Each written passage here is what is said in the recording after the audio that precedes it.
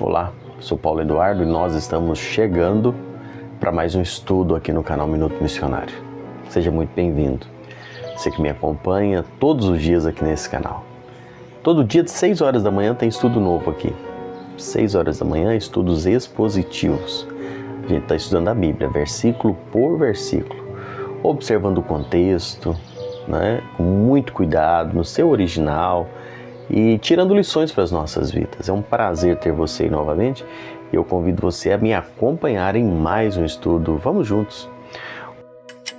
Hoje nós vamos estudar, dando sequência, que estamos falando sobre a vida de Estevão, Nós temos observado tudo o que aconteceu com Estevão até levá-lo à morte. Estevão, que foi o primeiro mártir, registrado aqui por Lucas, mártir cristão. Estevão era um homem cheio do Espírito, cheio de fé, cheio de sabedoria, cheio de graça, de poder, amado pelo céu e odiado pelo inferno. Isso é claro, não é? Porque a gente se levanta para fazer algo para o Senhor, o inferno se revolta. E um homem como Estevão criou essa revolta, esse ódio por parte do adversário. Estevão fez maravilhas entre homens e ele ganha uma grande oposição entre os inimigos da cruz. Nós observamos, irmãos, esse testemunho de Estevão e a gente vai olhar um pouquinho as palavras dele. Olha comigo o texto, capítulo 6 de Atos. A gente vai ver do versículo 10 ao 14 hoje. Diz assim: E não podiam resistir à sabedoria e ao Espírito, pelo qual ele falava. Então subornaram homens que dissessem: Temos ouvido este homem proferir blasfêmia contra Moisés e contra Deus. Sublevaram o povo, os anciãos e os escribas, e investindo o arrebataram, levando-o ao sinédrio. Apresentaram testemunhas falsas que depuseram: Este homem não cessa de falar contra o lugar santo e contra a lei, porque o temos ouvido dizer que esse Jesus, o Nazareno, destruirá esse lugar, mudará os costumes que Moisés nos deu. Tão firme no seu testemunho que para acusá-lo tiveram que subornar os acusadores. Para acusá-lo tiveram que mentir. Os adversários de Estevão, e Lucas registrou isso de forma muito clara, eles não podiam resistir à sabedoria e ao Espírito pelo qual ele falava. Eles não podiam resistir. Palavras que eram irresistíveis. Havia poder saindo dos seus lábios. Então, quando eles não podiam mais argumentar, eles tramaram contra ele. Isso nos lembra o que fizeram com Jesus também, não é? Subornaram homens covardes para acusarem-no de blasfêmia. A acusação contra Estevão, ela foi totalmente leviana, mas como estava dentro do plano, acabou sendo acolhida pelo sinédrio. Mário Neves diz que os antagonistas de Estevão, não podendo vencê-los pela razão, recorreram à mentira, à calúnia e ao suborno, conseguindo assim amotinar o povo, os anciãos e os escribas. Eles fizeram uma acusação dupla contra Estevão. Acusaram-no de blasfêmia contra Moisés, contra Deus e também contra o templo e a lei. Perante o petróleo judaico, as testemunhas subornadas pelos líderes religiosos acusaram Estevão de coisas pesadas. Olha o 13 que nós lemos aí. Este homem não cessa de falar contra o lugar sagrado e contra a lei. William Barclay, ele comenta isso aqui, realçando duas coisas, especialmente coisas muito preciosas para os judeus, que era o templo e a lei. Eles entendiam que só no templo poderiam oferecer sacrifícios e só ali poderiam adorar a Deus verdadeiramente. Eles reforçavam que a lei jamais poderia ser mudada e acusavam Estevão de dizer que o templo desapareceria e que a lei era que a lei nada mais era do que um passo para o Evangelho. William Barclay faz esse comentário. Essas acusações contra Estevão foram acusações gravíssimas, não é? O templo, o lugar santo, símbolo da presença de Deus, não é?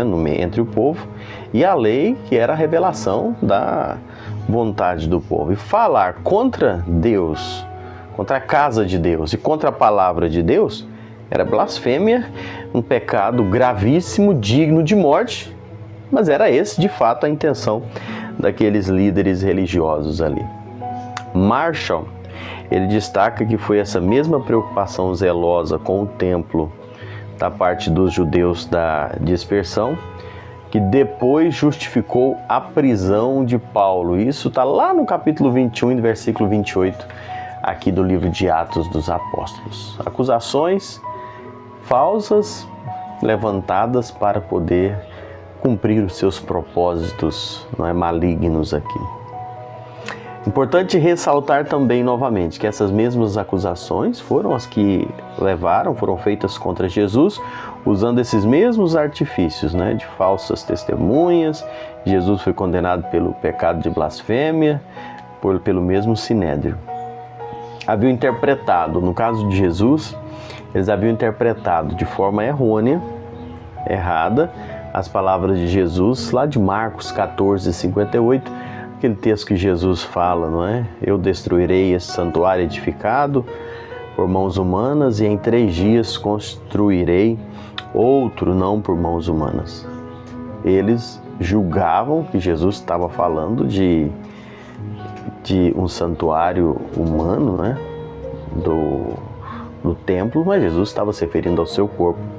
Você sabe disso, né? Mais tarde, no sermão profético, Jesus profetizou a destruição do templo também, lá em Lucas 21, versículos 5 e 6. De acordo com o Marshall, comentando aqui ainda, ele diz que ao criticar o templo e ao ensinar sua substituição, Jesus referiu à própria pessoa. Ele mesmo representava a nova dimensão de uma comunhão com Deus, que havia de ultrapassar o culto antigo. Os judeus acusaram Jesus da mesma forma, não é? De igual também, de desrespeitar a lei, como fizeram aqui com Estevão. Os escribas, os fariseus, com muita frequência, você que lê a Bíblia lembra, de acusar Jesus de não guardar o sábado. Não é? E na verdade Jesus não foi um transgressor da lei, ele não veio para violar a lei, mas para cumpri-la. Marcos 5,17, Jesus fala sobre isso. Mas Jesus também é o fim da lei. Romanos 10:4. Ele cumpriu a lei por nós.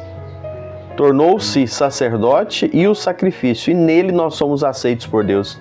Sendo assim, Jesus é, de fato, o substituto do templo e o cumprimento da lei.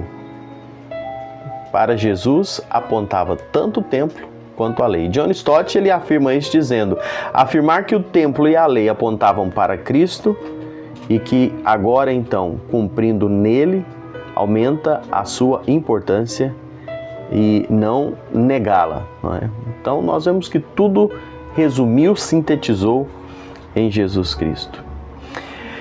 Estevão, meus irmãos, e concluindo aqui os nossos pensamentos de hoje, Estevão não blasfemava contra o templo, nem contra a lei.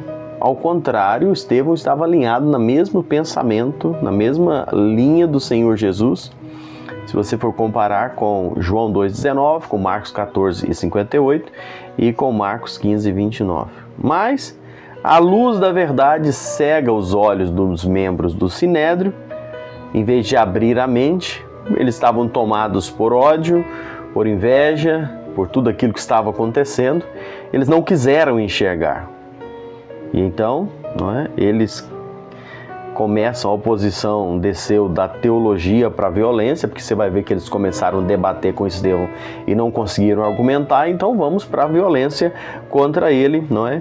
E então começa aquele ciclo de levar Estevão para o Sinédrio, para sentenciar à morte o mensageiro, porque não conseguiram argumentar contra a mensagem. Muitas pessoas hoje vivem essa mesma situação, não é?